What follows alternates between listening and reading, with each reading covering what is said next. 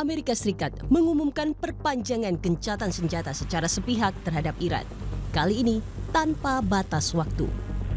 Seharusnya gencatan senjata sebelumnya berakhir pada 22 April 2026.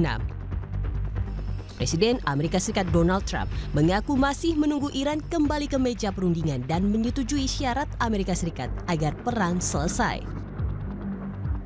Meski demikian, Trump kembali menebar ancaman ke Iran. Trump bilang siap kembali membom Iran jika perundingan putaran kedua tak berjalan lancar. Ini kali kedua dalam sepekan Trump menyampaikan narasi akan membombardir Iran di tengah masa gencatan senjata sepihak oleh Amerika Serikat. I expect to be bombing because I think that's a better attitude to go in with, but we're ready to go. I mean, the military is raring to go. They are absolutely.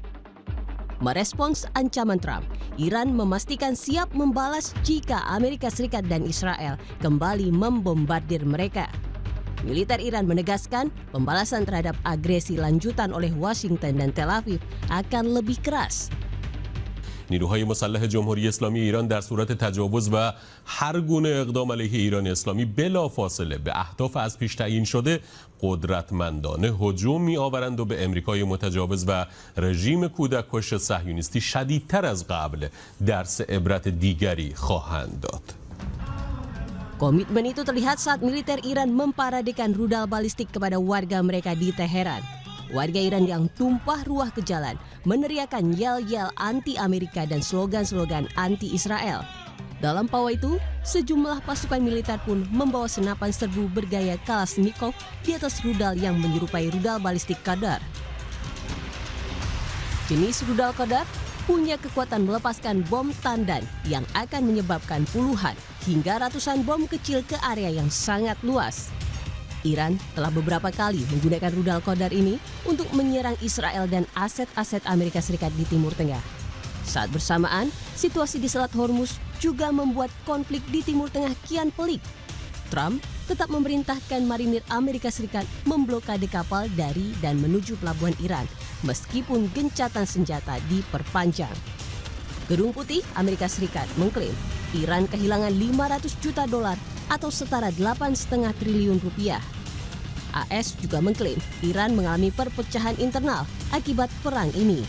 He's maintaining and generously offering a bit of flexibility to a regime who has been completely tarnished because of Operation Epic Fury. There's obviously a lot of internal division. This is a battle between the pragmatists and the hardliners in Iran right now, and the president wants a unified response. And so as we await that response, there's a ceasefire with the military and kinetic strikes, but Operation Economic Fury continues, and the effective and successful naval blockade continues as well of ships and vessels that are moving to and from Iranian ports. We are completely strangling their economy through this blockade. They're losing $500 million a day. Dosen ilmu politik Universitas Udayana Evata Filomeno Borromeo Duarte menilai Trump memperpanjang gencatan senjata untuk menghindari serangan Iran ke wilayah Teluk, lokasi sejumlah basis militer AS. Tapi lebih dari itu, ia menilai Trump sengaja mengulur waktu untuk menekan Iran secara ekonomi melalui blokade di Selat Hormuz di tengah produksi minyak Iran yang semakin menipis. Amerika tahu bahwa batas dalam produksi minyak Iran itu sampai tanggal 26 April. Ketika nanti tanggal 26 April ya tidak banyak minyak yang akhirnya diproduksi secara masif, otomatis banyak yang depleted karena banyak yang berair begitu ya. Nah ini kan tanda bahwa mereka ingin adanya salah satu kerusakan secara masif dalam operasi-operasi yang sudah dilakukan baik dalam operasi ekonomi dan juga bagaimana Iran itu memproduksi minyak sampai saat ini. Kan mereka bisa saja memperpanjang atau menahan dan mereka tahu bahwa ini adalah salah satu algojo terbaik mereka, yaitu memainkan waktu. Pakar geopolitik dan keamanan Wibawanto Nugroho menganalisis dinamika perang AS dan Iran semakin tak pasti dan mengkhawatirkan saat Iran masih memblokade Selat Hormuz.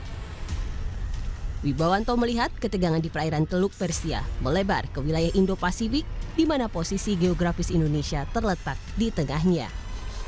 Karena ini sudah melebar ke Indo-Pasifik gitu. Ya, ini menjadi concern saya. Kalau sudah melebar ke Indo-Pasifik ya, Indonesia itu di tengah kalau di dalam perspektif Indo-PACOM tuh dari US Indo-Pacific Command ya. Di mana itu ada kekuatan nuklir, semua kekuatan nuklir ada di situ, minus Israel aja, semua yang lain ada di situ.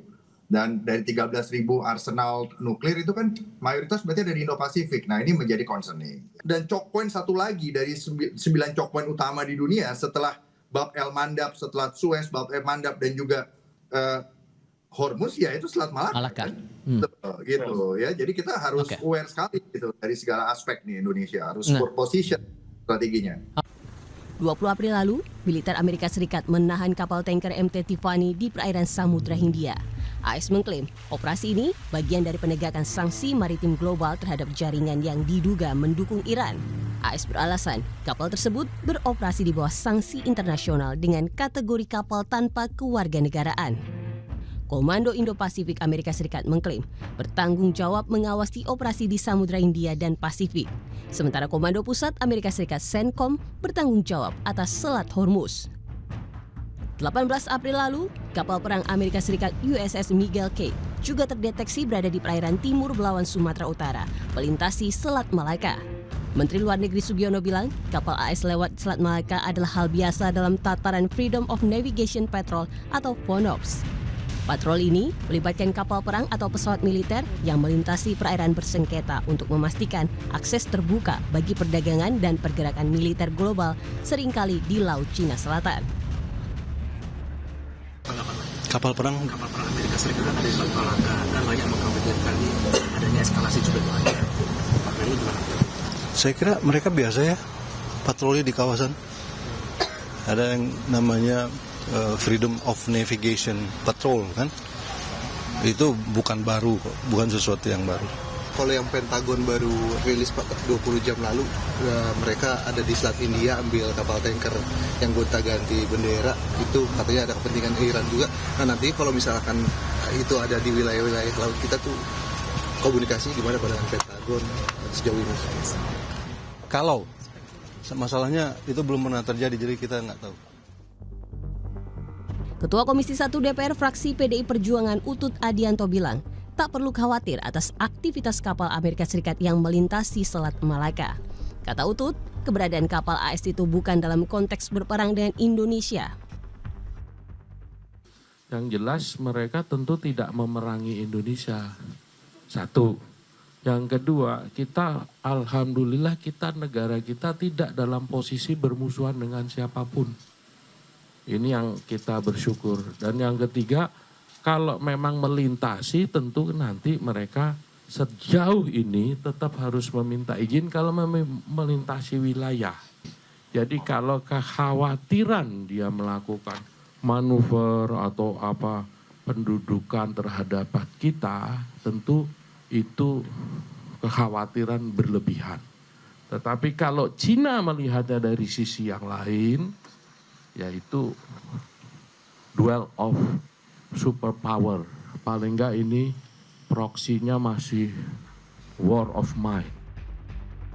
Tas pendapat dengan Kemlu dan DPR, Guru Besar Hubungan Internasional St. Petersburg University Rusia, Koni Rahakundini, melihat ini jadi bagian dari strategi Amerika Serikat untuk menguasai urat nadi jalur maritim perdagangan dunia, tak hanya di Selat Hormuz, tapi juga Selat Malaka.